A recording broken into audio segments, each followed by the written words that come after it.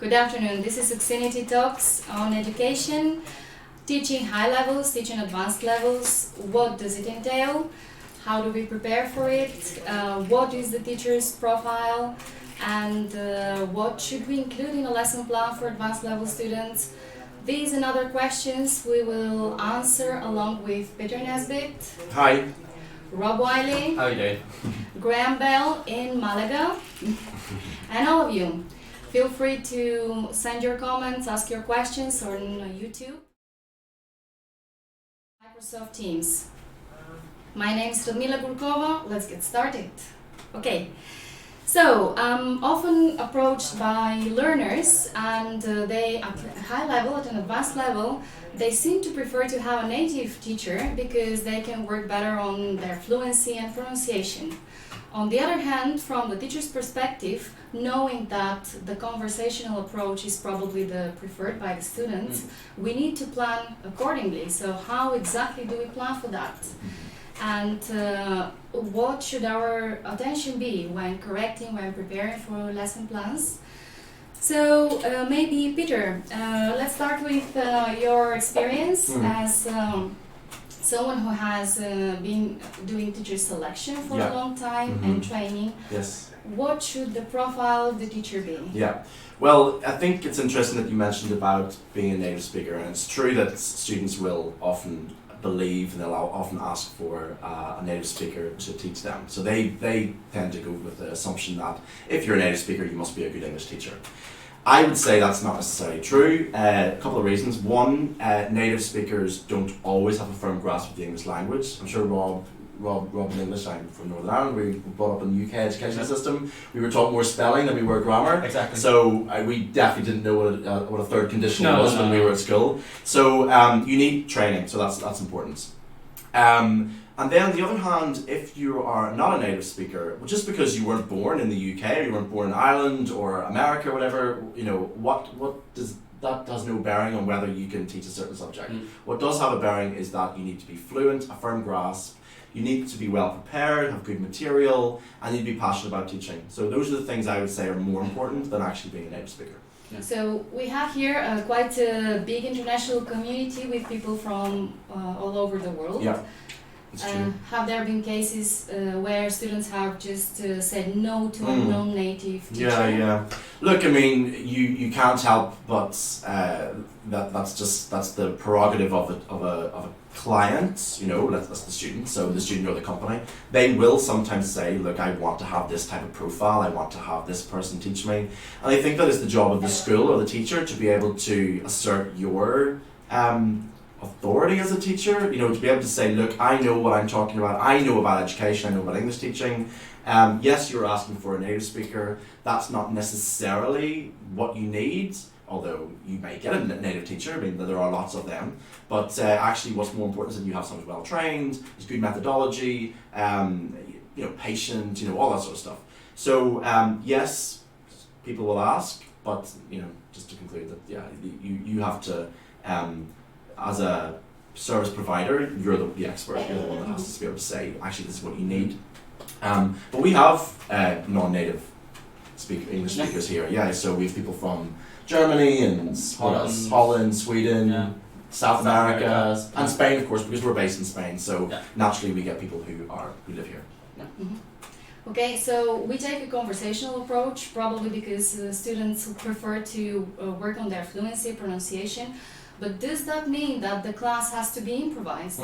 Yeah, I mean, I can answer this one, I think, as well. But I think there's a difference between whether something is conversational and whether something is structured. So first of all, actually, we need to look at when you're teaching a class, and you're teaching people how to converse, it has to be conversational. So, if the student wants to learn how to speak to people in bars or speak to people in meetings, don't get them to write letters all the time. Get them to speak. So it has to be conversational. That doesn't mean it doesn't have to be structured. So a class should have objectives. It should have goals. It should have target language. They should go away thinking, I've learned this, I've learned that. You want to break down a class into different, what we call activities, but you want to break them down into different lessons, different objectives, grammar, vocabulary, pronunciation, all that stuff. So basically, yes, provide a conversational class. Improvised? I don't know. I mean, it should be structured. At times, yeah, you might want to improvise because not everything goes according to plan, but you don't want it to be completely improvised because otherwise you end up talking about the same stuff all the time. So you want to say, this is what we're talking about today. Yeah. Actually, it's when we are well prepared, when we can improvise. If without that preparation, it's true. That's important. Yeah. Difficult. Preparation is definitely really important in this situation. Yeah, whether something's goes off track or not. A good teacher knows how to do that. Okay, so Rob, as a teacher trainer, you give advice to new teachers, to trainee teachers. In order to understand how different teaching advanced level is, we have to understand what and how we teach at low level. Yeah. So when we compare both, what are the differences? Yeah, I mean, so Peter just mentioned about activities there, so we have different activities in our class. So if we're thinking about a 60-minute class, and we're thinking about a lower level, so a beginner, maybe we'll have kind of 5-6 activities based on accuracy and just one on fluency. Because the teacher needs to be guiding more, they're not capable of putting sentences together or whatever. If we compare that with a higher level, we could have maybe the opposite even, so we could have maybe just 2 or 3 activities to practice the accuracy, but then 5 or 6 practicing fluency. So because they're able to defend themselves, have a debate, have a conversation, it makes sense. And whatever. So I think that's the main difference. And also if we're thinking about in terms of P5, like sort of an advanced level, we've said P5 here, but they can do ESP then as well, so English for a specific purpose, so that's stuff connected to their work, whether that's making presentations or tourism or health, law, whatever it may be, writing a speech, I don't know, whatever it may be. So that also can be in for higher. I agree. I'd say it's kind of like you look at when you're learning something, you've got to start with foundations, no matter what you're doing. So start with like how is the English language formed, structures, basic vocabulary, things like that, and then you move on to a bit more fluency. Not that you shouldn't focus on fluency at the beginning. Of course, it should be merged, but it's more guided by the teacher. Exactly, and then you start to move into like how do I actually talk about something that really is related to what I do. So I'm an engineer. So how do I speak to clients in engineering? Yeah. You need to have a foundation before you can do that. Really. Of course. Yeah. You can't be doing that if you've got a very, very low level. Yes, of sure. Right? Because it's the most important thing is about how to say hello and greet. The very first class. So that's a bit of a crude example, but that's what it should be. All right, great. So I have a question for Graham. If you can hear me, Graham. I know that you learn for low levels and for high levels. So what elements do you recommend that we always include in classes for advanced level students? Well, classes for advanced level students tend to be, for me, in my experience online, it's a lot of ESP. The kind of things they want to learn are how to interact. So discussions and debates around topics.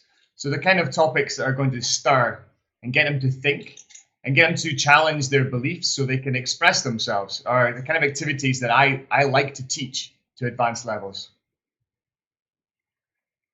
As for corrections, do we have to be vigilant on students' mistakes? Because, we work on their fluency, but does that mean that we just let them talk? What do we correct? When do we correct? It depends on the type of lesson that you're conducting. I mean, when I'm trying to formulate a thought myself and someone interrupts me, I lose my track. I get lost in the moment. So sometimes it's about waiting to see if it's an error, if it's a mistake. We have to take the time to see what their extrinsic factors are that are affecting them. It may be the time of day. It could be how busy their day's been, or how long since they last spoke English. So it could even be a slip of a tongue. Sometimes I want to take the time to let them see if it's repeated. And if it is repeated, I'll maybe use a technique like reformulation. So if they're using the wrong preposition, I might say, oh, excellent, then repeat it with the correct formula to see how it goes. Or wait till the end and do more delayed error correction. Are we to expect some fossilized errors maybe? Do they occur? Sometimes you get a student that you haven't taught from the beginning, so they may have had unchecked errors, that they have become almost like a crutch for them to lean on. And they develop a relationship with this. So it's like having any habit. It's hard to break. And if it's something that you've grown confident with, you have to be delicate in this situation with a student and kind of take them through the process. For me, it's how well you've developed your relationship with your student, how much trust they have in you, so that you can guide them through it. And if they have trust with you, then they won't resist so much. It's these things are very difficult for students, and they can be challenging, but you have to do it. At that level, what learners want is to sound like you guys native speakers. Yes. So even though correcting pronunciation and working on good pronunciation is important from the from the beginners level, how important it is not to neglect it for high levels. Yeah, I mean, yeah, it's really important. You know, I would say that pronunciation is very much the icing on the cake when it comes to learning a language. So, you know, you got the foundation, you're able to express yourself, and then it's like, how do you actually sound like a native speaker or whatever that might be, someone who's fluent. Some of the things that I guess a teacher can do is, I mean, they can prepare activities on pronunciation. I don't know whether a high level might make too many mistakes. For example, let's take example a Spanish learner. I don't know how much they'd maybe say Spider or Spain. Maybe they might. Yeah, we find Yeah, okay. You'd be surprised how many. So there you go. So there are plenty of things you can do, and then also the higher the level, you know, they're able to sort of talk fluently, but their stress and intonation mightn't always be correct. Yeah. So they may say something like comfortable, or I don't know. I can't think. I mean, a couple of weeks ago, I was in a class and we were doing the OUGH Yes, words, so like enough, cough, these types of things, and even people who have a very, very high level of English were really struggling with that. So it's you know, it's not easy. The reason why they struggle is because they look at the words. They look at the word and they see it, and there's cough, there's through, there's thorough, there's loads of different sounds for the same sort of written word or part of the word. So my advice there is, when you're teaching pronunciation, don't let them say the word. Yeah, you know, just hear the sound, and also get them maybe not to think about the word. So often a lot of people, because of, I guess, the way that maybe the way that we're sort of brought up in education, where we always have to write things down and we always have to see the way things are written, and actually English language is not very friendly in that way. No. So I would say, don't let them write it down. Don't let them, maybe try and encourage them not to even visualize the words. That's it makes a big difference. I've done it before with comfortable. Just hide the second you hide the words, yes, exactly. and they just listen to your voice, then they can say it, but then you show them again. And they're trying because they're trying to pronounce every single letter, you know. So, and you know, if you show them at the beginning of a class, for example, I mean, maybe you can show them eventually, because that's like they can't be hidden from it all their lives. You know, they have to understand. But if you show at the beginning, you're kind of priming them. So it's like, what's this word? And you've lost them. You know, they've said it incorrectly. So that's kind of my advice there. I don't know if you've got any other things about. No, I think that's the best piece of advice. Well, I guess one other thing might be is try and get them to mimic your sound. So if you listen to the sound the way that the teacher's speaking, maybe they'll end up with an Irish accent or a Scottish accent if they have Graham as a teacher. But you know, you try and get them to just listen to the sound and just mimic it, and then that might help them with their pronunciation. Yeah, very true. Okay, so again, at high levels, we tend to associate high levels with more complex vocabulary. So we're kind of thinking of, maybe phrasal verbs, idioms.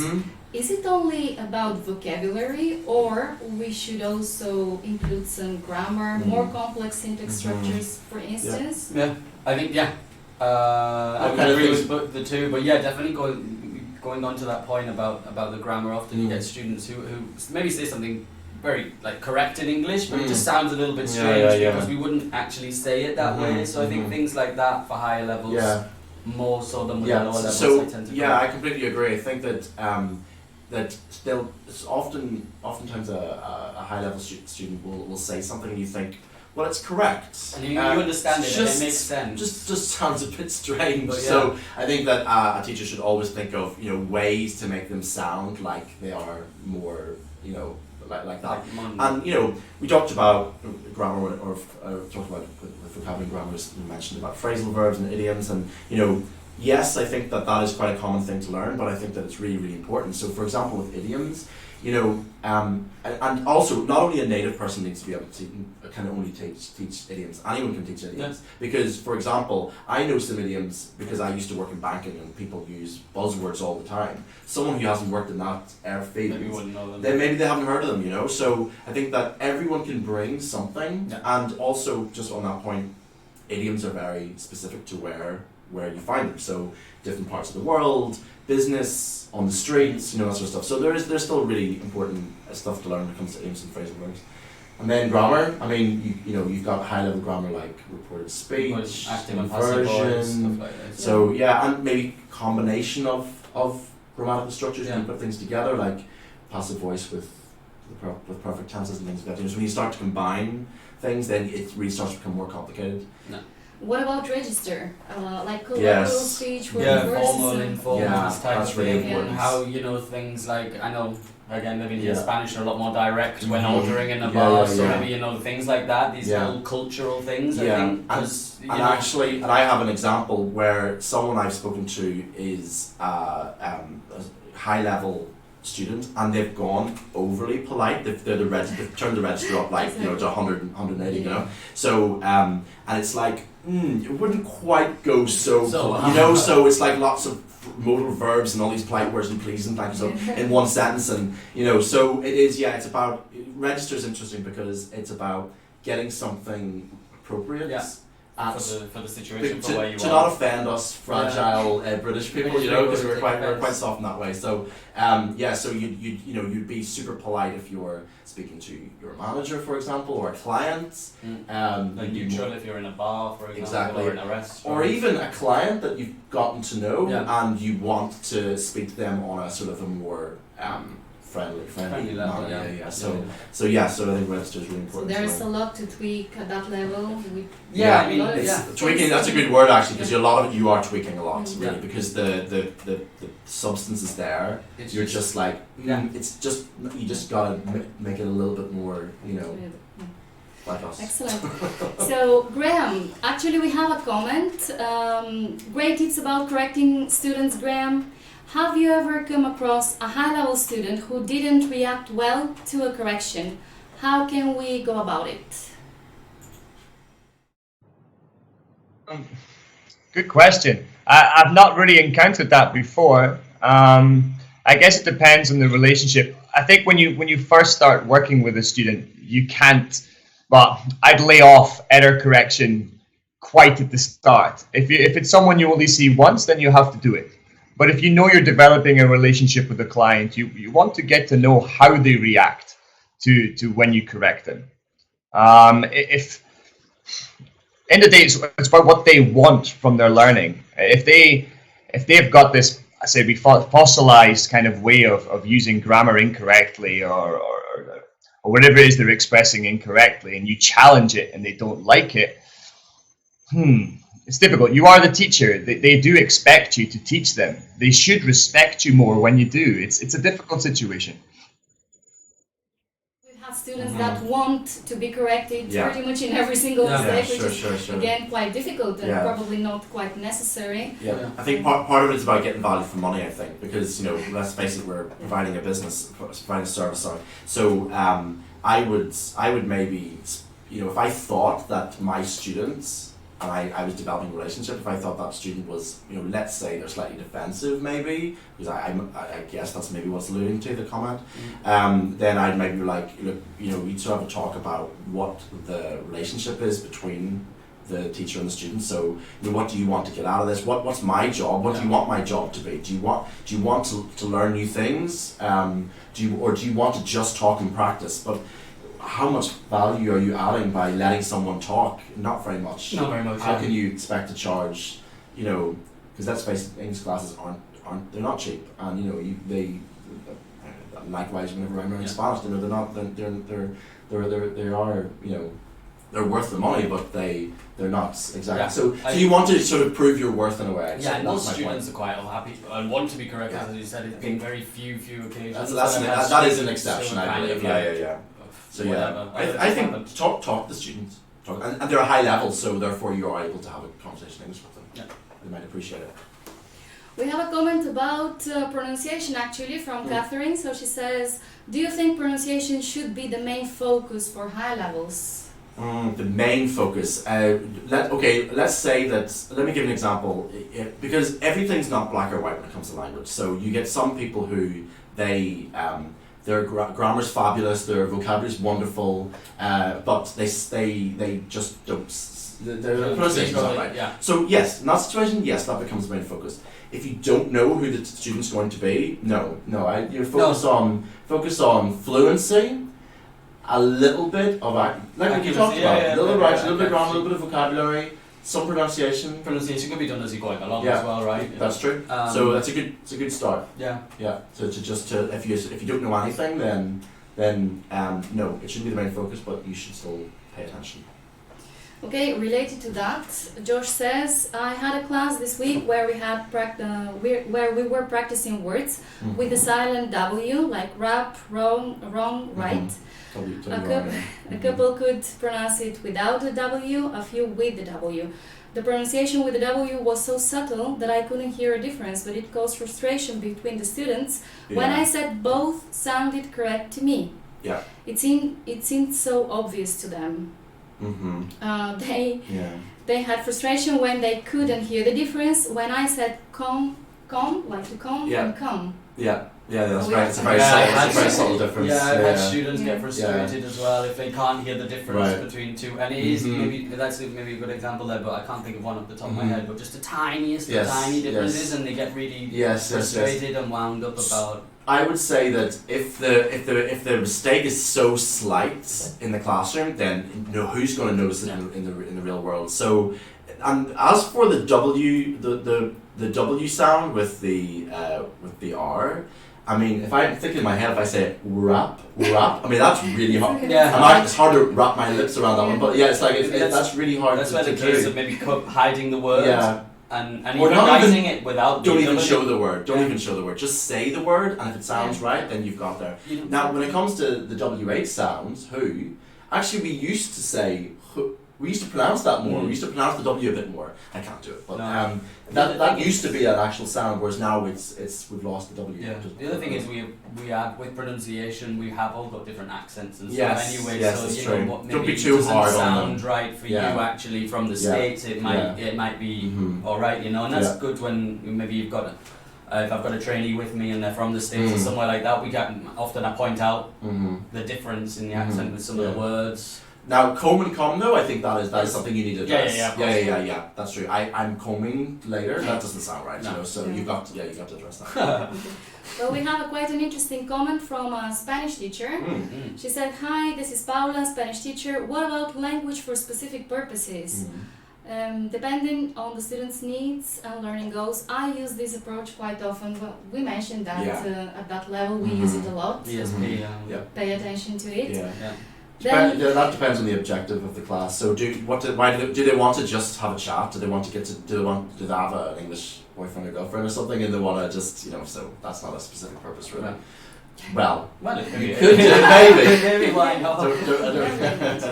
But if it's definitely if they're learning for work, then that is definitely a good opportunity to make your time more worthwhile. So back to corrections, and Graham, just be prepared for it. Back to correction, Dan Mai says, how often do you think is necessary to explain a correction? Explain, with grammar, if they're making a mistake, I would need them to take them back to the presentation stage and go back through the processes of learning it. If it's a vocabulary, then I'd be wanting them to mime and mimic me and go back there. How long I would spend doing it, it depends on the focus of the class. If I'm doing a vocabulary-based thing, then that's definitely something we're going to focus on. But if it's more a topic or if it's a different objective for the class, then I may say to the student, okay, let's leave this till the end and work on it then. How long you spend on it, not everything is learnt straight away. Sometimes you have to repeatedly do it. Depends on the level of the student and their ability to learn. Does that make sense? We have 5 more minutes to go, so last questions here. Mhm. Actually, the pronunciation seems to be the big issue because teachers are commenting on that a lot. Mhm. Julie says, well, what happened to Josh happened to me last week too, so I Yeah. guess Mhm. being able to hear the little nuances of yeah. the language is still Yeah. an issue. So yeah, so again, just focus on the sound. Don't let them look at the words. And if that means that the material has to be different, then so be it. Mhm. And what was the other thing we said? And it's minor, tiny details. Don't get too bogged down. Move on to something where they can actually learn something a lot more useful. Excellent. Okay, so to recap a little Mhm. bit, or before we recap, what tips can we give for an extra class practice to our advanced level students Outside the classroom. outside? I mean, Ah, some of okay. the usual things I mentioned is Mhm. maybe about films or short films, series, Yeah. this type of thing, you know. Find a girlfriend or a boyfriend from Yeah. move to England. Move to England. that's Move the probably whole family. yeah that's not so cheap. Reading as well, I guess. Reading, whether it be a book or whether you try to Mhm. read, if you're interested in music, read an article about music, something Yeah. that interests you, I Yeah, guess. and what I say to everyone is don't be afraid to make mistakes. That's the main thing. Be confident. Accept that you're going to look stupid sometimes because that's But just actually, just it's part of it. by making mistakes that you learn. That's the best way you learn. What else? I mean, like computer games, everything. Just things that are in the real world. You Yeah. know, just. It's so easy. There's so much oh. English around us now Yeah. that actually, you know, you can't help but hear it and pick it up, Mm. even whether it's just an announcement Yeah. being made on the metro Sure, or your way sure. to work or something. Yeah, yeah, yeah. Everyone's hearing English It's every true. day. And I would say that it's good. We as teachers, we teach on based on like skills, like I can't remember if it's macro or micro or whatever. But you know, speaking, listening, reading, writing, I would say that reading. Sorry, Macro skills. Yeah, thank you. I knew it was one of them. Macros. So, for example, if the student wants to be able to speak, then chatting on Facebook in English will help them, but it will only go so far. So the student should remember that if they want to learn a particular macro skill, don't say macro skill, but you know, say it in like layman's terms. If the student wants to learn a particular macro skill, then practice that macro skill. Actually, in this regard, there is a very interesting comment from Alexis, but I'll read it, but I suggest we answer it in another talk Okay. because it's worth Yeah. taking Some time, yeah. time. She says, often high-level students tell me they want to work on their writing. Is this recommended? For Yeah. instance, ask them to write something for your plan, a writing activity. I suggest that it really takes an entire talk to that. It does, yeah. Yeah. We Next can week's focus Exactly. more on Yeah. the different macro skills maybe and what we can do there. Exactly. But But it's a very good comment. but I will briefly say that yes, if the student wants to focus on writing, of course, as a teacher, you should help them. However, how much value of you being in a room with someone for an hour while they write? That I don't know how much value that Depends is. what they're after. If It they're does. after practicing, if they want to pass an exam or something Or, like or that, writing or emails. write an These email. things are Yeah. things are important. I mean, they're important. Yeah, but a teacher should be mindful of what value they can add in a 1 hour class, or maybe the classroom is different. Maybe Yeah. the classroom is something they do in their own time, and you mark them in your own time. You know, so. Yeah. But that's just all I'm going to say for this moment. But that's definitely Yeah, good right. food for thought for next time. Exactly. We'll be ready for it. Okay, so just to recap very briefly, we expect at that level to teach advanced level students the teacher first to be very well prepared, obviously fluent in English, to include a variety of activities, mainly to work on their fluency, but without neglecting grammar issues, important grammar issues, to pay attention to fossilized errors, to work on their pronunciation, to continue working on their pronunciation, and to just provide as many idioms, phrasal verbs, and complex structures as possible to challenge students. All right, excellent. So many thanks for that. Thank you. Thank you. Thank you for all your comments and contributions. If you would like to subscribe for advanced level classes, just join us at oxinity.com. Bye. See you next time. Bye. Bye.